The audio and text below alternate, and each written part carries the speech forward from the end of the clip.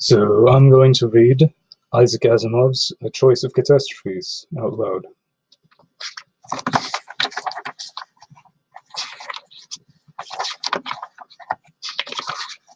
And we'll start with the introduction. The word catastrophe is from the Greek, and it means to turn upside down. It was originally used to describe the denouement, or climactic end of a dramatic presentation, and it could, of course, be either happy or sad in nature. In a comedy, the climax is the happy ending. After a spate of misunderstandings and sorrow, everything is turned upside down and the lovers are suddenly reconciled and reunited. The catastrophe of the comedy is, then, an embrace of marriage. In a tragedy, the climax is the sad ending. After endless striving, everything is turned upside down when the hero finds that fate and circumstance defeat him. The catastrophe is the tragedy, is, then, the death of the hero. Since tragedies tend to strike deeper than comedies do, and tend to be more memorable, the word catastrophe has come to be associated with more tragic endings than happy ends. Consequently, it is now used to describe any final end of a calamitous or disastrous nature. And it is with that kind of catastrophe that this book deals. The final end of what? Ourselves, of course, of the human race. If we regard human history as a tragic drama, then the final death of humanity would be the catastrophe in both the original and the present sense. But what could bring about the end of human history? For one thing, the entire universe might so change its properties as to become uninhabitable. If the universe became deadly, and if no life could exist anywhere within it, then humanity could not exist either. And that would be something we might call a catastrophe of the first class. Naturally, the entire universe need not be involved in something that would suffice to bring about an end to humanity. The universe might be as benign as it is now, and yet something might happen to the sun that would make the solar system uninhabitable. In that case, human life might come to an end even though all the rest of the universe might be proceeding on its way smoothly and peacefully. That would be a catastrophe of the second class. To be sure, though, the sun might continue to shine as evenly and benevolently as ever, but the earth itself might undergo the kind of convulsion that would make life impossible upon it. In that case, human life might come to an end, even though the solar system continued on its routine round of rotations and revolutions. This would be a catastrophe of the third class. And though Earth might remain warm and pleasant, something might happen upon it that would destroy human life, while leaving at least some other forms of life untouched. In that case, evolution might continue on Earth, and Earth, with a modified load of life, might flourish, but without us. This would be a catastrophe of the fourth class. We might even go one step farther and point out the possibility that human life might continue, but that something would happen that would destroy civilization, interrupting the march of technological advance and condemning humanity to a primitive life, solitary, poor, nasty, brutish, and short, for an indefinite period. This would be a catastrophe of the fifth class. In this book, I will take up all of these varieties of catastrophes, beginning with the first class and following with the others in order. The catastrophes described will be successively less cosmic, and successively more immediate and dangerous. Nor need the picture so drawn be to one unalloyed gloom, since it may well be that there is no catastrophe that is not unavoidable, and certainly the chances of avoiding one increase if we stare the catastrophe boldly in the face and estimate its dangers. Now we'll start with Part 1, Catastrophes of the First Class, Chapter 1, The Day of Judgment, Ragnarok. The conviction that the whole universe is coming to an end, the catastrophe of the first class mentioned in the introduction, is an old one, and is in fact an important part of Western tradition. One particularly dramatic picture of the end of the world is given to us of the Western tradition in the myths of that originated among the Scandinavian peoples. The Scandinavian mythology is a reflection of the harsh, subpolar environment in which the hardy Norsemen lived. It is a world in which men and women play a minor part, in which the drama rests in the conflict between gods and giants, a conflict in which the gods seem at a perpetual disadvantage. The frost giants, the long, cruel Scandinavian winters, are undefeatable after all, and even within the beleaguered fortress of the gods themselves, Loki, the god of fire that is so essential to the northern climate, is as tricky and as treacherous as fire itself is. And in the end, there comes Ragnarok, which means the fatal destiny of the gods. This term Richard Wagner made better known as Götterdämmerung, or Twilight of the Gods, in his opera of that name. Ragnarok is the final decisive battle of the gods and their enemies. Behind the gods come the heroes of Valhalla, who on earth had died in battle. Opposed are the giants and the monsters of a cruel nature led by the renegade, Loki. One by one the gods fall, though the monsters and giants and Loki too also die. In the fight, the earth and the giants and the universe perish. The sun and the moon are swallowed by the wolves who have been pursuing them since creation. The earth catches fire and bakes and cracks into a universal holocaust. Almost as an insignificant side issue in the great battle, life and mankind are wiped out. And that should, dramatically, be the end. But it isn't. Somehow a second generation of gods survives. Another sun and moon come into being. A new earth arises. A new human pair comes into existence. An anticlimactic happy ending is tacked on to the grand tragedy of destruction. How did this come to be? The tale of Ragnarok as we now have it is taken by the writings of an Icelandic historian, Snorri Sturluson, who lived from 1179 to 1241 AD. By that time, Iceland had been Christianized, and the tale of the end of the gods seems to have suffered a strong Christian influence. There were, after all, Christian tales of death and regeneration of the universe that long antedated the Icelandic tale of Ragnarok, and the Christian tales were, in turn, influenced by those of the Jews. Messianic expectations. While the Davidic kingdoms of Judah existed prior to 586 BC, the Jews were quite certain God was the divine judge who meted out rewards and punishment to individuals in accordance with their deeds, with their deserts. The rewards and punishments were handed out in this life. This confidence did not survive defeat. Messianic expectations. While the Davidic kingdom of Judah existed prior to 586 BC, the Jews were quite certain God was the divine judge who meted out rewards and punishments to individuals in accordance with their deserts. The rewards and punishments were handed out in this life. This confidence did not survive defeat. After Judah had been cast down by the Chaldeans under Nebuchadnezzar, after the temple had been destroyed and many of the Jews brought to exile in Babylonia, there grew up a longing among the exiles for a return of the kingdom and of a king of the old Davidic dynasty. Since such desires, too plainly expressed, represented treason to the new non-Judaic rulers, the habit arose of speaking of the return of the king epileptically. One spoke of the Messiah, that is, the anointed one, since the king was anointed with oil as part of a ritual of assuming office. The picture of the returning king was idealized as introducing a wonderful golden age, and indeed, the rewards of virtue were removed from the present, where it manifestly was not taking place, and put into a golden future. Some verses describing that golden age were placed in the book of Isaiah, which dealt with the words of a prophet who preached as early as 740 BC. The verses themselves probably came from a later period. Of course, in order to introduce the golden age, the righteous among the population must be advanced to power, and the evildoers must be rendered powerless or even destroyed. Thus, quote, "And he," God, meaning God, "shall judge among the nations, and shall rebuke many people, and they," meaning the nations, "shall beat their swords into plowshares, and their spears into pruning hooks. Nation shall not lift sword against nation, neither shall they learn war any more." Unquote. Isaiah 2:4. Quote, "With righteousness shall he," meaning God, "judge the poor, and reprove with equity for the meek of the earth. And he shall smite the earth with the rod of his mouth, and with the breath of his lips he slay the wicked." Unquote. Isaiah 11:4.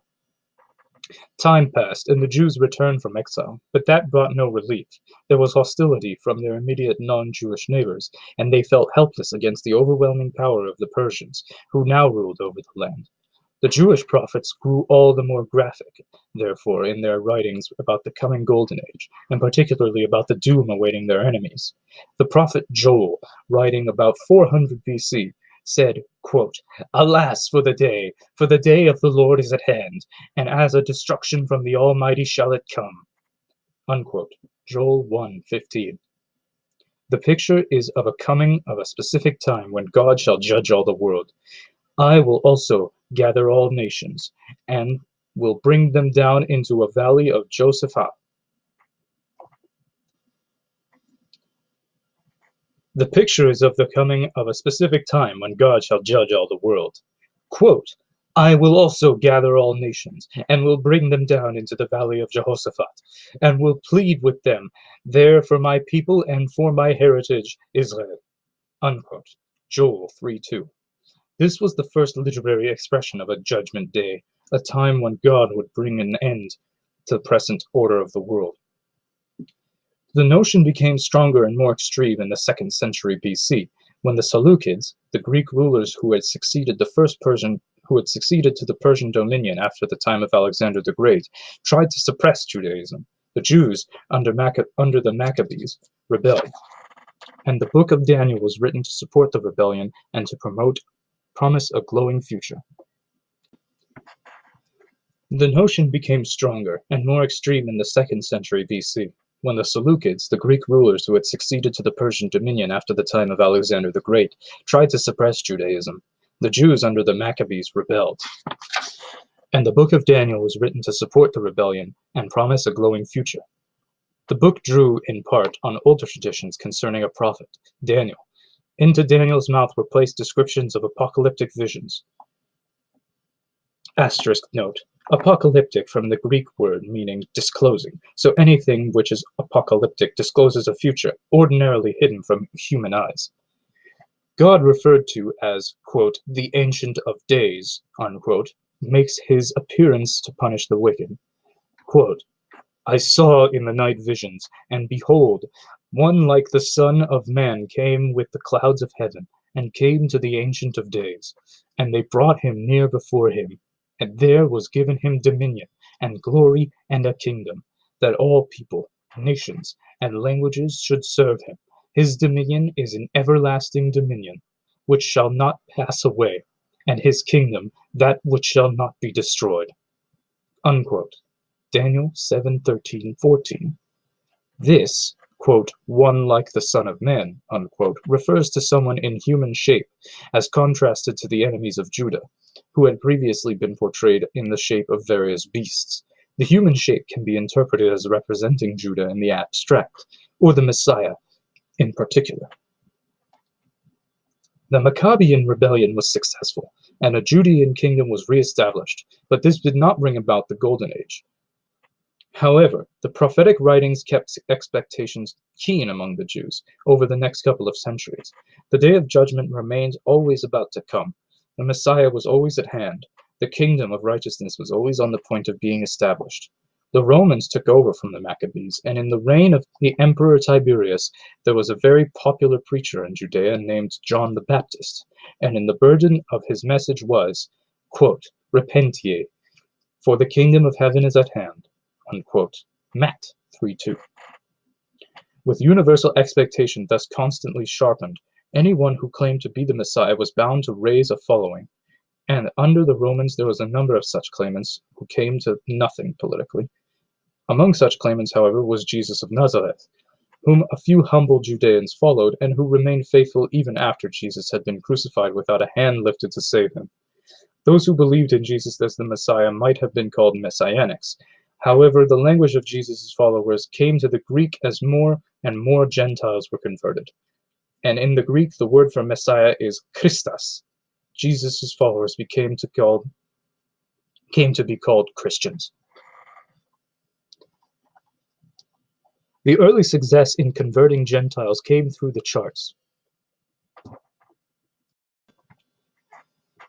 The early success in converting Gentiles came through the charismatic missionary preaching of Saul of Tarsus, the Apostle Paul, and beginning with him, Christianity began a career of growth that brought first Rome, then Europe, and then much of the world to its banner. The early Christians believed that the arrival of Jesus the Messiah, that is, Jesus Christ, meant that the day of judgment was at hand. Jesus himself was described as making predictions of an imminent end of the world. Quote, "But in those days, after that tribulation, the sun shall be darkened, and the moon shall not give her light, and the stars of heaven shall fall, and the powers that are in heaven shall be shaken. And then they shall see the Son of Man coming in the clouds with great power and glory. Verily I say unto you, that this generation shall not pass, till all these things be done. Heaven and earth shall pass away, but of that day and that hour knoweth no man, no, not angels, not the angels."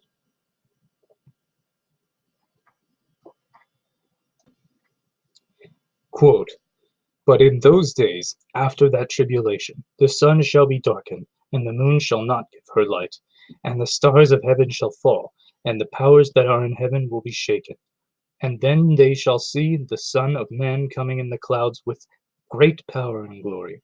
Verily I say to you, that this generation shall not pass, till all these things be done. Heaven and earth shall pass away, but of that day and that hour knoweth no man, no, not the angels which are in heaven, neither the Son, but the Father." Unquote. Mark 13:24-27, 30:32. About 50 AD, 20 years after the death of Jesus, the Apostle Paul still expected the day of judgment momentarily.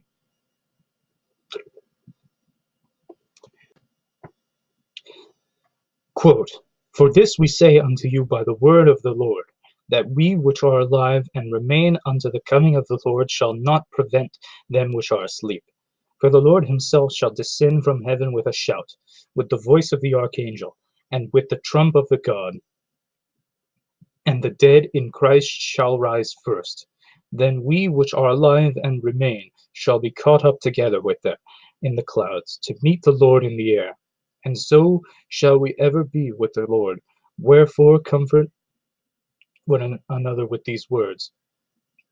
But of the times and the seasons, brethren, ye have no need that I write unto you. For yourselves know perfectly that the day of the Lord so cometh as a thief in the night." Unquote. 1 Thess 14:15, 4:15 rather, 5:2. Paul, like Jesus, implied that the judgment day would come soon, but was careful not to set an exact date. And as it happened, the day of judgment did not come. The evil were not punished, and the ideal kingdom was not set up. And those who believed that Jesus was the Messiah had to content themselves with the feeling that the Messiah would have to come a second time, the second coming, as it were, and that then all that had been foretold would come to pass. The Christians were persecuted in Rome under Nero, and on a wider scale under the later emperor Domitian. Just as the Seleucid persecution had brought forth the apocalyptic promises of the book of Daniel in the Old Testament times, so the persecutions of the Domitian brought forth the apocalyptic promises of the book of Revelation in the New Testament times. Revelation was probably written in 95 AD during the reign of Domitian. In great and utterly confusing detail, the day of judgment is pictured. There is talk of a final battle between all the forces of evil and the forces of good at a place called Armageddon. Though the details aren't clear, Revelations 16:14-16. Finally, though, quote, "I saw a new heaven and a new earth, for the first heaven and the first earth were passed away." Unquote. Revelation 21:1. It is quite possible, then, that whatever the Scandinavian myth of Ragnarok may have been to begin with, the version that has come to us must owe something to that battle of Armageddon in Revelation, with his vision of a regenerated universe. And Revelation, in turn, owes a great deal to the book of Daniel. Millenarianism. The book of Revelation introduced something new. Quote, "And I saw an angel come down from heaven, having the key of the bottomless pit, and a great chain in his hand. And he laid hold on the dragon, that old serpent which is the devil, and Satan, and bound him 1,000 years, and cast him into the bottomless pit, and shut him up, and set a seal upon him, that he should deceive the nations no more, till the 1,000 years should be fulfilled, and after he must be loosed a little season." Unquote. Revelations 21:1, 21:3 rather.